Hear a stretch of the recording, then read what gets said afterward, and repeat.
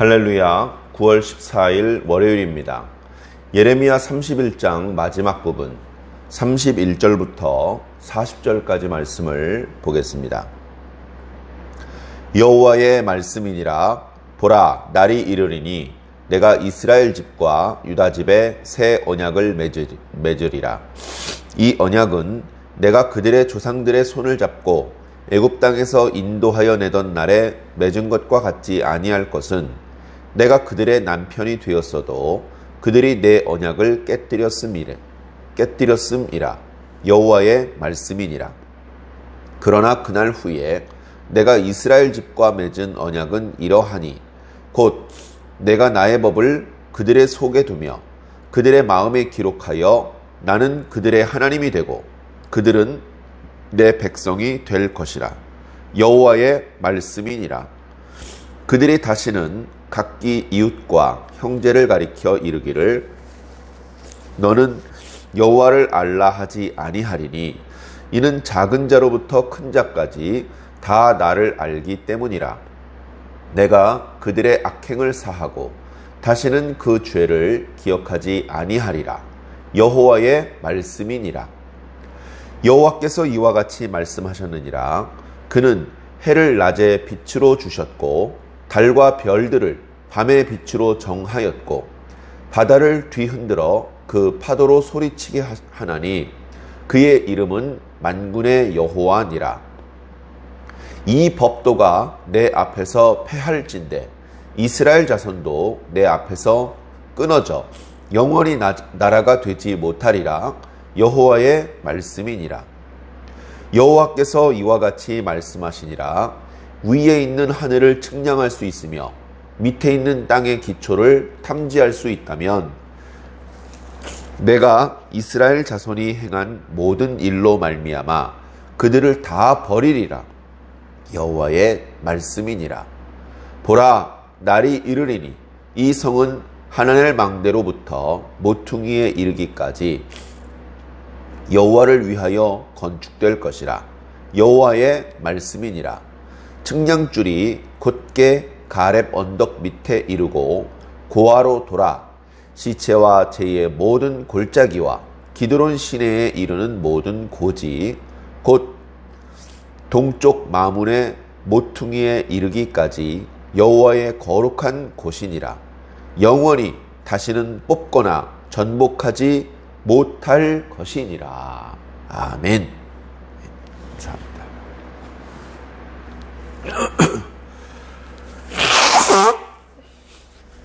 할렐루야.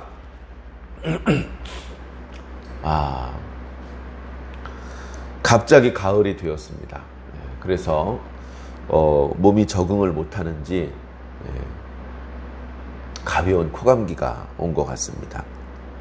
여러분들도 건강 유의해 주시고 이 좋은 계절에 저와 함께 말씀을 더 많이 더 깊이 묵상해 주시기를 부탁을 드립니다. 자, 예레미야가 50장이 넘는 제법 긴 분량인데요. 예레미야서는 대부분 매우 슬픈, 매우 불행한, 그리고 매우 뭔가 우울한, 암울한 분위기가 이어집니다. 그런데 그 중에 오늘 읽었던 말씀은 그 예레미야서 전체의 꽃밭에 해당되는 그런 분위기입니다. 마치 풀 한 폭이 나지 않는 돌짝밭, 광야 길을 지나다가 조그만한 화단을 만난 느낌. 그런데 그 화단에 피어있는 꽃이 너무나 향기롭고 너무나 아름다운 그런 모습을 보는 것과 같은 그런 말씀입니다.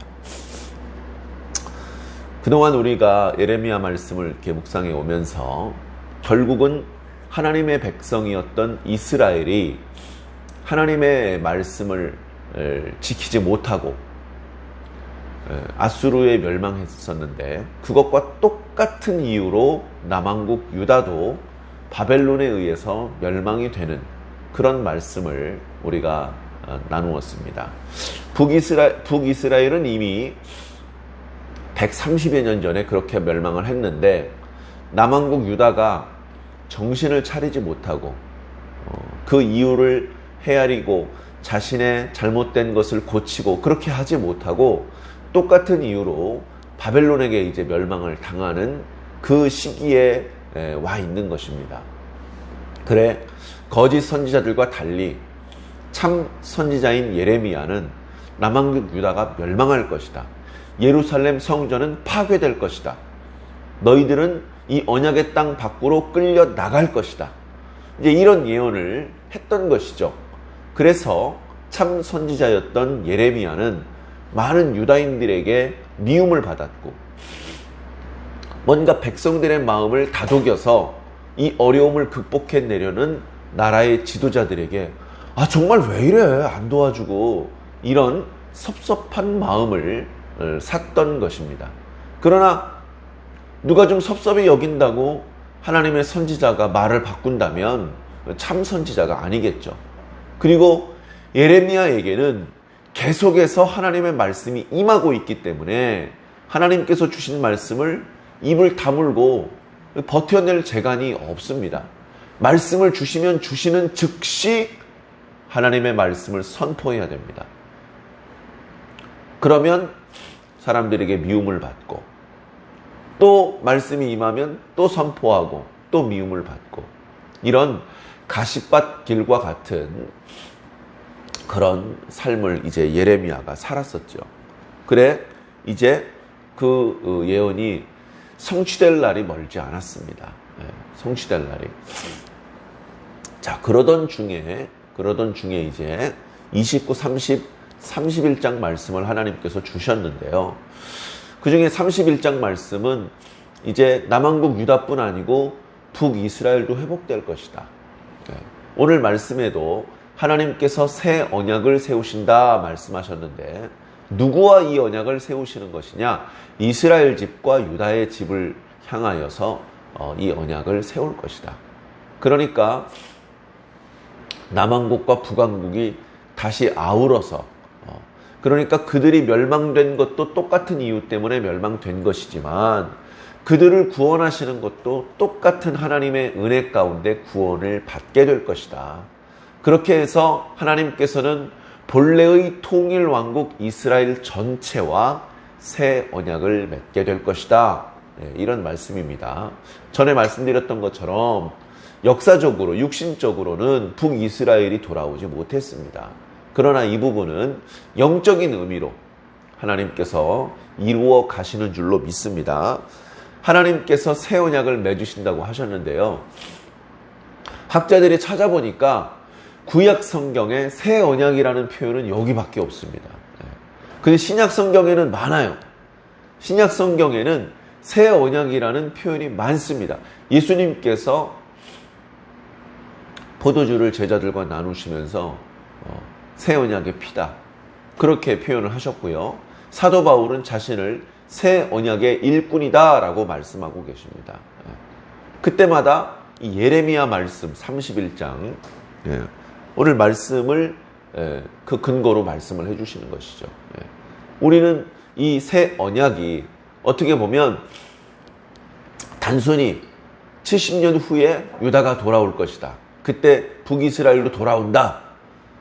그 말씀의 성취로 끝난 것으로 보지 않고요. 그 말씀의 진정한 의미는 예수 그리스도를 통해서 완성되었고 그리고 지금도 오늘 우리들에게 계속해서 이어지고 있는 것이죠. 이어지고 있는 것이죠. 그래서 종종 말씀드리지만 성경은 약속의 말씀이다. 약속의 말씀. 창조 언약, 아담 언약, 노아 언약, 아브라함 언약, 모세 언약, 다윗 언약.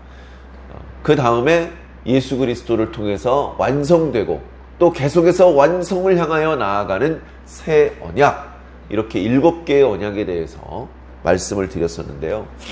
그 말씀이 오늘 말씀을 통해서 또 나타나고 있는 것입니다. 자, 하나님께서 언약을 맺으시는데 하나님께서 이스라엘 백성과 처음 맺으신 언약이 아닙니다. 처음 맺으신 언약이 아닙니다. 아담 언약, 무슨 노아 언약, 무슨 아브라함 언약, 다윗 언약과 달리 모세 언약은요, 개인이 개인이 어떤 민족의 대표성을 가지고서 하나님과 맺은 언약 이런 게 아니고, 우리가 수요일 말씀을 통해서 출애굽기 말씀을 묵상을 하고 있기 때문에 우리가 자세히 그 부분을 살펴보았는데요.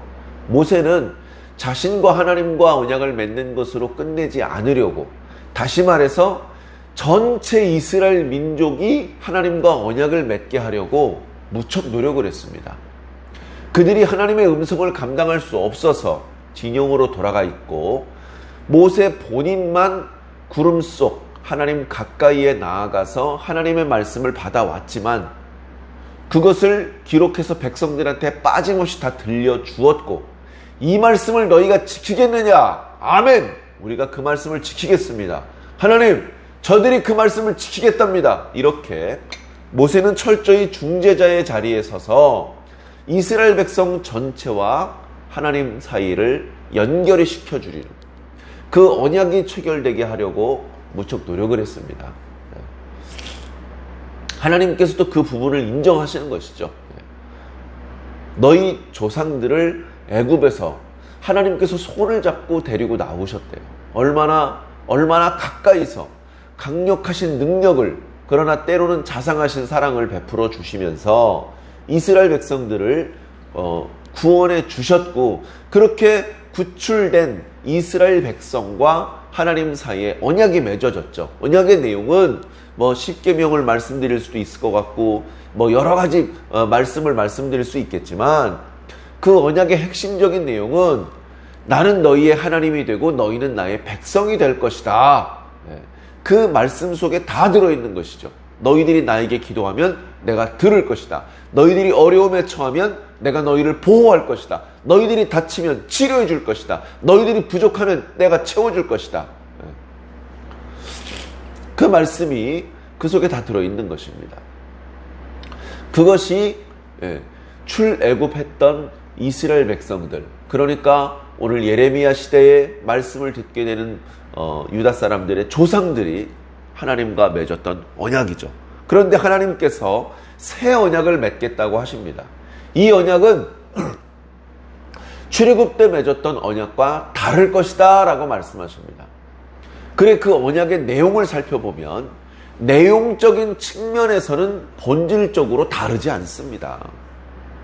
출애굽했을 때의 언약도 나는 너의 하나님이 되고 너는 나의 백성이 될 것이다 라는 내용이었고, 지금 하나님께서 말씀하시는 새 언약도 나는 너의 하나님이 되고 너는 나의 백성이 되리라 라고 하시는 내용입니다. 본질적으로 내용은 다르지 않습니다. 그런데 말씀을 주시는 형식이 달라요. 처음에 출애굽 때는 하나님께서 당신의 말씀을 돌판에 새겨주셨어요. 돌판에 새겼다는 것은 종이, 그러니까 무슨 양피지에 새긴 것과는 다릅니다. 양피지에 새겨진 하나님의 말씀은 양피지가 부식되면서 없어져 버리고 기억에서 사라져 버릴 수도 있습니다. 후세대에게 더 이상 전달되지 않을 수도 있습니다. 그러나 돌판에 새겼다는 것은 아무리 시간이 많이 흐르더라도 영원히 지워지지 않도록 더 먼 후세까지 이 약속의 말씀이 전달될 수 있다는 그런 어떤 하나님의 신실함, 나는 이 말씀을 잊어버리지 않고 지킬 거야, 걱정하지 마, 내가 지켜줄 거니까, 이런 어떤 하나님의 마음이 담겨져 있는 것이죠. 그러나 결과적으로 출애굽 때 하나님과 언약을 맺었던 이스라엘 백성들은 하나님께서 자신들의 영적인 남편임이라는 것을 알고 있었음에도 불구하고 영적으로 간음을 했습니다. 우상 숭배를 했고요. 그리고 이루 말로 다 할 수 없는 죄를 지었습니다. 율법을 어겼습니다. 율법의 정신을 잃어버린 채 몇 가지 조항만을 지키려고 했습니다. 인간과 인간 사이의 관계를 다 저버리고 깨트려 버린 채 하나님 앞에 제물만 갖다 바치면 모든 문제가 해결되는 것으로 생각할 정도로 하나님께서 그들이 바치는 제물의 냄새를 맡기 싫어하실 정도로 그들은 왜곡되고 변질되기 시작했습니다. 그래서 예전 출애굽 때에 하나님께서 언약을 맺으셨던 방법을 다시 쓰지 않겠답니다.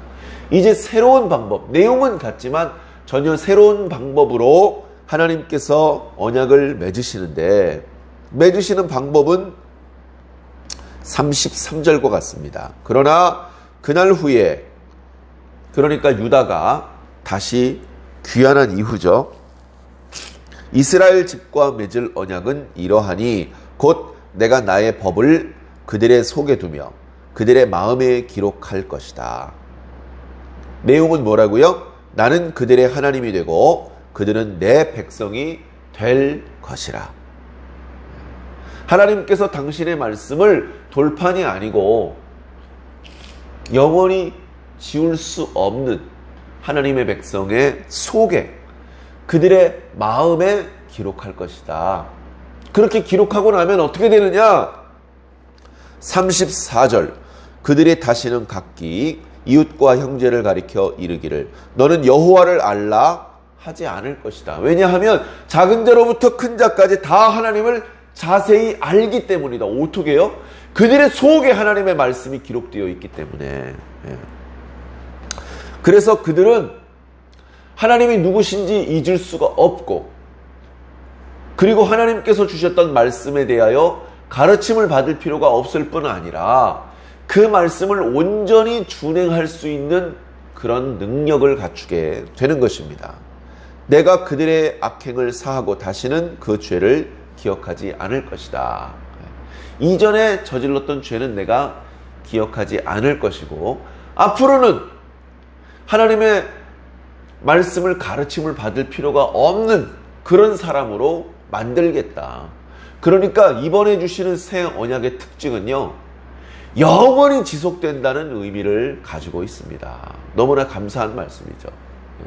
이어지는 35절 말씀이 이 새 언약의 영원성에 대해서 말씀해주고 있습니다. 하나님은 창조의 하나님이다. 창조의 하나님, 모든 것을 다 하실 수 있는 하나님이라는 것이죠. 야, 그게 가능하겠어? 창조의 하나님이라면 가능해. 그 말씀입니다. 여호와는 해를 낮에 빛으로 주셨고 달과 별을 밤의 빛으로 정하셨으며 파도를 뒤흔들어 파도의 소리를 내게 만드신 분이다. 이런 하나님이라면 할 수 있다. 그 하나님이 말씀하십니다. 이렇게 해가 낮을 주관하고 달과 별이 밤을 주관하고 바다에서는 끊임없이 바닷물이 흐르고 파도 소리가 내게 만드신 이 법도를 하나님 앞에서 폐하신다면, 이 법도가 폐하여진다면 이스라엘 자손도 내 앞에서 끊어져서 영원히 나라가 되지 못할 것이다. 이 말은 해가 계속해서 돌고 달이 도는 것처럼, 그것을 그 누구도 멈출 수 없는 것처럼, 이 달과 별들의 운행이 영원히 지속되는 것처럼 이스라엘은 나라를 이루어 영원히 하나님 앞에 서 있게 될 것이다 라는 말씀입니다. 이어지는 말씀도 같은 말씀이죠. 37절에 하늘을 측량할 수 있고 땅의 기초를 탐지할 수 있다면 이스라엘 자손이 행한 일로 말미암아 내가 그들을 다 버릴 것이다. 그러나 하늘을 측량할 수 없지 않느냐. 땅의 기초를 탐지할 수 없지 않느냐. 여러분, 현대 과학 문명이 엄청나게 발달했기 때문에 이제는 이것이 가능하지 않느냐, 그렇게 생각하실지도 모릅니다. 그러나 안 됩니다. 우주의 크기는요, 지금도 가늠이 안 됩니다. 뭐 몇십만 광년, 몇백만 광년 뭐 그러던데, 그건 과학자들이 수학적으로 예측해 본 것이지 실질적으로 거기까지 가서 길이를 잴 수가 없습니다. 땅의 기초는 측량하지 않았습니까? 지구의 크기도 계산이 됐고요. 땅 밑에 무엇이 있는지, 어떤 성분인지, 어떤 형태인지, 어느 정도의 온도인지 다 계산이 됩니다. 근데 거기 갔다 온 사람이 누가 있습니까? 그냥 짐작할 뿐이죠.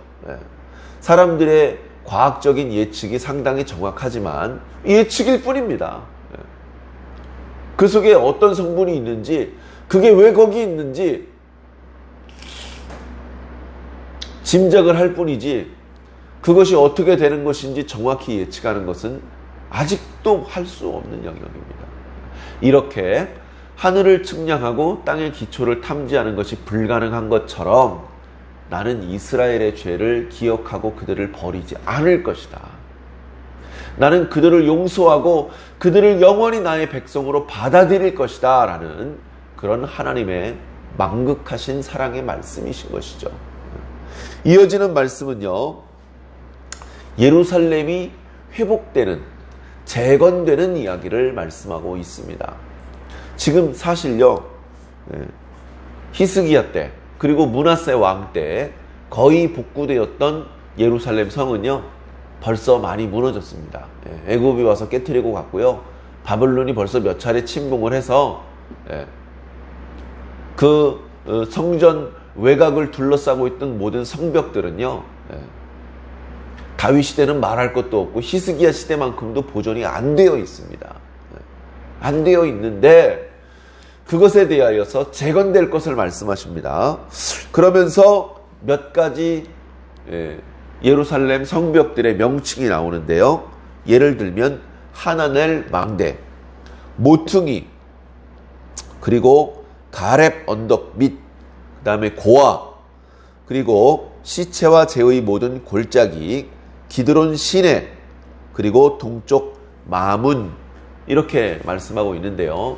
이제 예루살렘 성벽들, 그것들에 대해서 이제 지도라든가 이런 것으로 공부를 해보신 분은 금방 알 수 있습니다. 예루살렘 성전을 중심으로 주변에 성벽들이 둘러쳐졌는데요. 동북 쪽에 하나넬 망대가 있습니다. 하나넬 망대. 거기서부터 성벽이 서쪽으로 쭉 뻗어서 서북 쪽에 모퉁이 문이 있습니다. 거기서 성벽이 꺾여서 이제 서쪽으로 내려오죠. 거기가 바로 가렙 언덕이고요.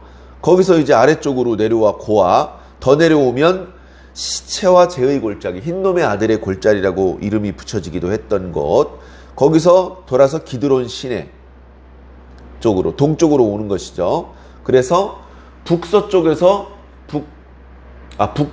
북서쪽, 서쪽, 서남쪽, 거기서 다시 동남쪽, 동쪽으로, 시계 반대 방향으로 예루살렘 성벽이 재건될 것을 하나님께서 말씀해 주고 있는 것이죠. 그리고 실제로 유다 사람들이 유다에 복귀를 해서 성전을 재건을 했고, 또 느헤미야 시대 때 성벽을 건축을 했는데요. 바로 이 말씀의 순서대로 말씀이 예루살렘 성벽이 재건되었습니다. 자, 그렇게 해서 재건이 되면 하나님께서 말씀하시기를 이곳이 여호와의 거룩한 곳이 될 것이다. 영원히 다시는 뽑거나 전복시키지 못할 것이다. 종종 말씀드리지만 예레미야 선지자를 통해서 하나님께서 하시려는 일들이 예레미야 1장에 10절에 보면 내가 너로 뽑으며 파괴하며 파멸하며 넘어뜨리며 그리고 건설하며 심게 하리라. 그래서 잘못된 것들을 다 뽑고 무너뜨리고 그 자리에 새롭게 심고 건설하는데, 그렇게 새롭게 건설된 것은 다시는 영원히 뽑히거나 전복되지 않을 것이다.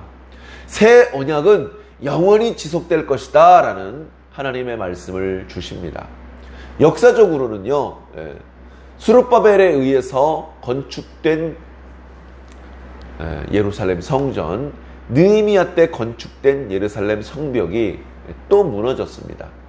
헤롯 때 다시 중건했었는데요, 다시 로마에 의해서 파괴되었고요. 요즘 흔히 하는 말로 통곡의 벽 하나 남았습니다. 그런 역사적으로는 그렇게 무너져서 다시는 뽑거나 전복되지 않을 것이란 말씀이 마치 이루어지지 않은 것 같은데, 하나님께서는 당신의 성전조차 모리아산 언덕을 고집하시는 것이 아니고 구원받을 하나님의 백성의 마음과 영혼 속에 하나님의 성전을 건축하고 계십니다.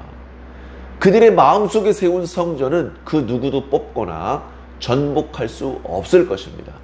왜냐하면 하나님께서 주시는 새 언약 자체가 그들의 속에, 그들의 마음속에 지어지는 것이기 때문에 그렇습니다. 그 말씀을 지울 수가 없고 그 말씀을 깨트릴 수가 없는 것과 마찬가지로 하나님의 성전도 다시는 뽑히거나 전복되지 않을 것입니다. 이 영원하신 하나님의 언약, 이 영원하신 하나님의 구원의 축복을 저와 여러분도 함께 꼭 누리게 되시기를 주님 이름으로 간절히 축원합니다. 기도하겠습니다.